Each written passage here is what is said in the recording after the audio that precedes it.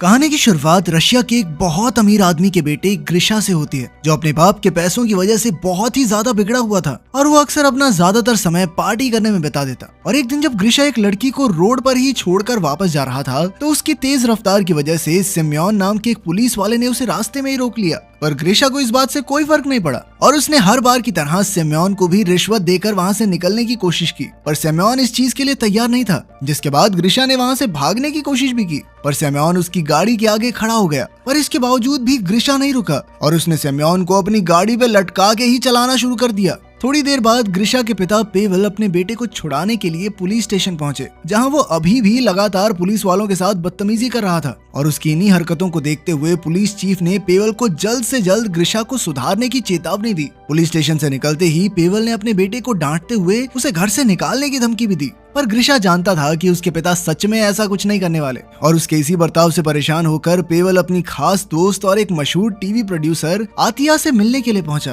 पेवल को समझ ही नहीं आ रहा था कि वो अपने बेटे के साथ क्या करे, जिस पर आतिया ने उसे एक आदमी के बारे में बताया जिसके साथ वो एक हॉरर फिल्म पर काम कर रही थी। आतिया ने बताया कि उस आदमी के तरीके अजीब बहुत हैं, लेकिन वो उसकी मदद पक्का कर सकता है। उसकी ये बात सुनकर पेवल एक बार उससे मिलने के लिए तैयार हो गया, जिसके बाद वो दोनों लेवॉन से मिलने के लिए उसके घर पहुंचे, जो उस वक्त एक रस्सी से लटका हुआ था। पर ये सब सिर्फ एक दिखावा था। असल में लेवॉन की खासियत थी कि वो सामने वाले की आंखों को बड़ी आसानी से चकमा दे सकता था। पर उसकी इन्हीं अजीबोगरीब तरकीबों को देखकर पेवल काफी घबरा गया और वो वहाँ से निकलना चाहता था, पर आतिया ने फिर भी किसी तरह उसे रोक ही लिया। कुछ दिनों बाद जब ग्रिशा पार्टी करके क्लब से बाहर निकला, तो उसकी नजर अपनी गाड़ी पर पड़ी, जिसे एक ट्रक में टो करके ले जाया जा रहा था। और ये देखते ही वो तुरंत ही उसके पीछे भागा, पर तभी अचानक उसे एक गोली लगी और वो वहीं बेहोश हो गया। कुछ घंटों बाद जब उसकी आंख खुली, तो वो एक तबेले में बंधा हुआ था, जहाँ एंटियोम नाम के एक लड़के ने उसे जल्द से जल्द सभी घोड़ों को तैयार करने को कहा और ऐसा ना करने पर उसे सजा भी मिलने वाली थी। पर ग्रिशा को कुछ समझ नहीं आ रहा था कि ये कहाँ पहुंच गया मैं।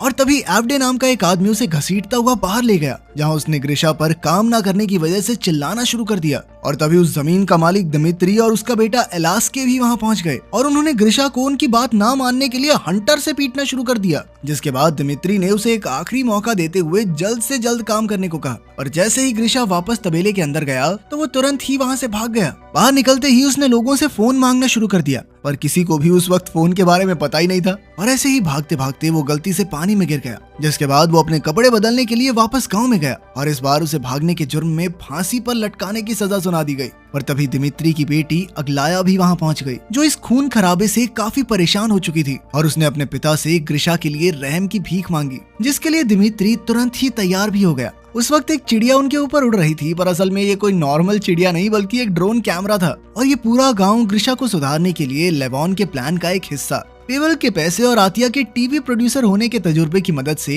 ये पूरा प्लान बनाया गया था और एक स्नाइपर हर वक्त ग्रिशा को बेहोश करने के लिए तैनात था। पर अपने बेटे की पिटाई देखकर पेवल को समझ नहीं आ रहा था कि आखिर वो ये सब क्यों कर रहा है। पर लेवॉन ने उसे समझाया कि ये सब ग्रिशा की भलाई के लिए ही है। पर तभी उनकी नजर आतिया और लेवॉन की बहस पर पड़ी और सवाल करने पर लेवॉन ने उसे बताया कि असल में वो दोनों एक हॉरर फिल्म पर काम नहीं कर रहे थे, बल्कि उन दोनों ने तो चुपके से शादी कर ली थी। उधर ग्रिशा को यकीन हो चुका था कि वो समय में पीछे आ गया है और वहीं दूसरी तरफ सभी एक्टर्स को एक स्क्रिप्ट दी गई और साथ ही उन सभी को बताया गया कि उनमें से कोई भी अपने बाल नहीं काट सकता और साथ ही वो लोग किसी भी नए जमाने की चीज को नहीं पहन सकते, यहाँ तक कि अंडरवियर भी नहीं। उधर एलास्के अपनी गर्लफ्रेंड लीजा के साथ समय बिता रहा था, जो असल में उस तबेले में घोड़ों का ध्यान रखती थी। थोड़ी देर बाद एलास्के ने अग्लाया की स्क्रिप्ट का मजाक भी उड़ाया, क्योंकि स्क्रिप्ट के मुताबिक उसे ग्रिशा की प्रेमिका बनना था। उधर धीरे धीरे ग्रिशा ने उस गांव को ही अपनी जिंदगी मान लिया, जहां उसे बिल्कुल भी आराम नहीं दिया जाता, बल्कि गलती हो जाए तो सजा अलग से मिलेगी। तभी एक दिन ग्रिशा को किसी के रोने की आवाज सुनाई दी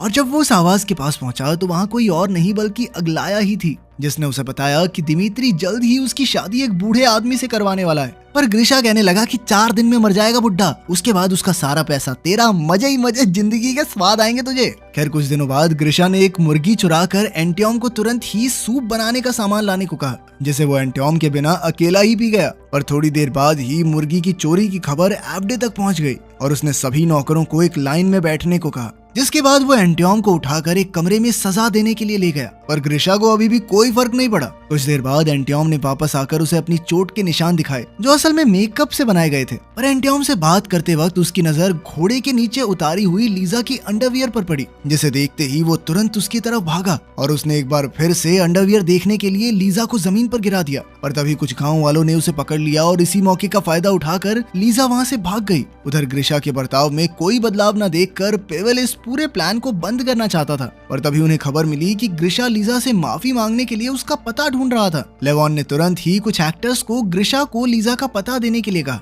जिसके बाद ग्रिशा ने पहली बार किसी से जाकर अपनी गलती के लिए माफी मांगी। कुछ दिनों बाद उस गांव का एक खास त्योहार आ गया जिसे पूरे साल की सबसे जादुई रात माना जाता था। जो भी लोग इस रात को एक साथ बिताते वो हमेशा हमेशा के लिए साथ रहते। उस रात ग्रिशा भी सभी लोगों के साथ मजे कर रहा था। पर तभी अग्लाया ने उसे आकर बताया कि वो अपनी शादी के लिए तैयार नहीं है। उसने ग्रिशा को बताया कि वो रात को लेक पर उसका इंतजार करेगी, लेकिन ग्रिशा को उसमें कोई इंटरेस्ट नहीं था। पर थोड़ी देर बाद अचानक एंटियोम ने वहां आकर ग्रिशा को बताया कि अग्लाया लेक में डूब रही है। और ये सुनते ही ग्रिशा ने तुरंत वहां जाकर अग्लाया की जान बचाई। पर जैसे ही ग्रिशा ने उसके साथ समय बिताने की बात की तो लीजा ने उसके मुंह पर ही दरवाजा बंद कर दिया। अगली सुबह लेवॉन ने फैसला किया कि भाई स्क्रिप्ट में थोड़ा चेंज करना पड़ेगा। अब हमारे लड़के को लीजा पसंद आई है तो अग्लाया की जगह लीजा उसकी गर्लफ्रेंड बनेगी। पर लीजा को ग्रिशा में कोई इंटरेस्ट नहीं था और इसीलिए उसने ग्रिशा के साथ प्यार की एक्टिंग करने के लिए भी मना ही कर दिया। लेकिन वो उसे एक बेहतर इंसान बनाने में मदद जरूर करना चाहती थी। पर उधर एलास्के इस बात से बिल्कुल खुश नहीं था और इसीलिए उसने दारू के नशे में लोगों को परेशान करना शुरू कर दिया।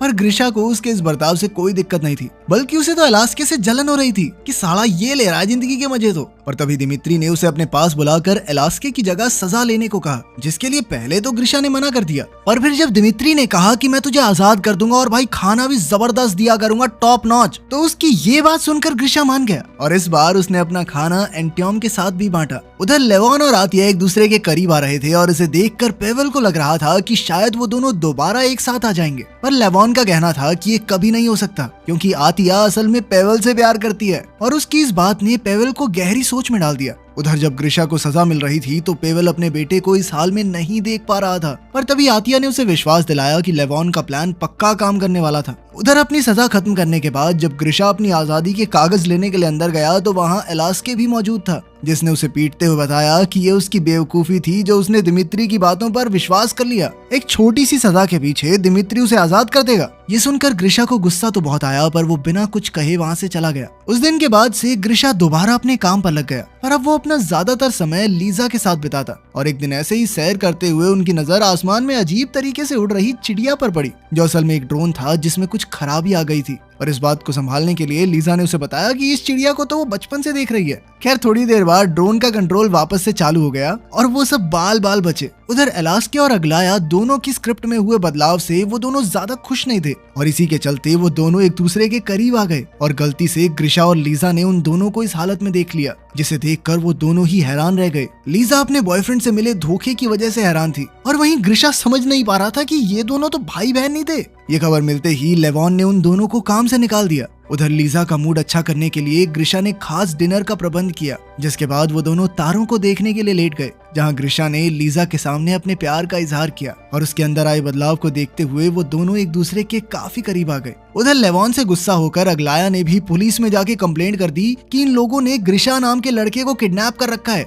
जिसके बाद पुलिस ने तुरंत ही कार्रवाई करना शुरू कर दिया। ये खबर मिलते ही पेवेल इस पूरे प्लान को बंद करना चाहता था, पर लेवॉन का मानना था कि उनके पास अभी भी समय है और इसीलिए लेवॉन ने गांव पर एक हमला करवाने का फैसला किया। उधर लीजा और ग्रिशा एक दूसरे के साथ समय बिता रहे थे, जहां लीजा ने उसे बताया कि अगर वो दोनों अलग भी हो गए तो भी ग्रिशा को पता होना चाहिए कि लीजा उससे हमेशा प्यार करती रहेगी। पर तभी एंटियोम ने वहां आकर उन्हें गांव पर हुए हमले के बारे में बताया। ये खबर सुनते ही ग्रिशा उल्टी तरफ भागना चाहता था, पर तभी एंटियोम ने उसे बताया कि सभी लोगों का गांव में होना जरूरी है, वरना डाकू पूरे गांव को जला देंगे। उधर गांव में डाकुओं के लिए एक दावत का आयोजन किया गया, पर उनके सरदार को एक लड़की भी चाहिए थी, जिसके लिए एक लड़की को चुना गया। पर तभी उसके पिता ने बीच में आकर विरोध किया, तो उसे अपनी बेटी की इज्जत बचाने के लिए एक मौका दिया गया। अगर वो लड़ाई में जीत गया तो उसकी बेटी बच जाएगी। पर अफसोस उस लड़ाई में उस आदमी की मौत हो गई और उसकी इस बहादुरी को देखते हुए डाकुओं ने उस लड़की को भी जाने दिया। जिसके बाद उन्होंने अपने सरदार के लिए लीजा को चुना और उसके लाख चिल्लाने के बावजूद भी ग्रिशा उसे बचाने के लिए आगे नहीं गया।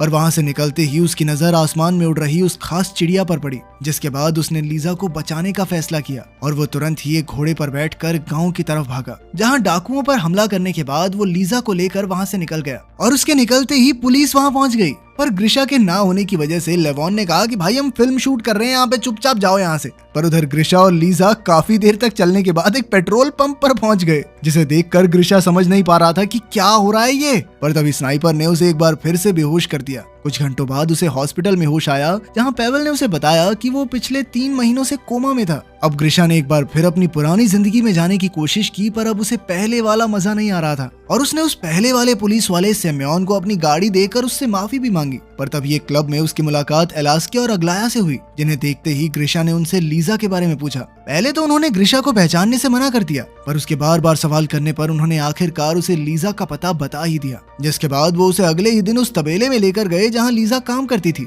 और लीजा को देखते ही ग्रिशा ने उससे सवाल किया कि क्या वो उससे सच में प्यार करती है, जिसके जवाब में लीजा ने हामी भरती। जिसके बाद वो दोनों असल जिंदगी में खुशी खुशी एक साथ रहने लगे। तो क्या ग्रिशा के साथ जो भी हुआ सही था? आप इस बारे में क्या सोचते हैं? कमेंट्स में जरूर बताना।